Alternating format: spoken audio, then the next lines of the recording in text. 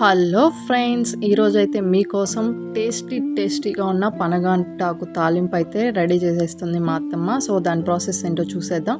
ఫస్ట్గా బాండీ వేడి చేసుకొని దాంట్లో తాలింపు దినుసులన్నీ వేసుకొని బాగా ఫ్రై అయ్యాక కడిగి పెట్టుకున్న పనగంటాకును అందులో వేసేసుకొని సో దాన్ని కూడా బాగా ఫ్రై చేసుకొని సో నీరంతా పోయేదాకా బాగా ఆయిల్లోనే ఫ్రై చేసుకోవాలి. దాంట్లో మనం ముందుగా రెడీ చేసి పెట్టుకున్న సో ఎండుమిర్చి, తెల్లగడ్డలు, అలాగే ఎండు కొబ్బరి మిక్సీ పెట్టి ముందుగానే పట్టుకున్నది. సో ఆకు కొంచెం ఫ్రై అయిన తర్వాత అందులో వేసేసుకోవాలి. సో అది కూడా వేసేసుకున్న తర్వాత దాన్ని కూడా బాగా ఫ్రై చేసుకోవాలండి.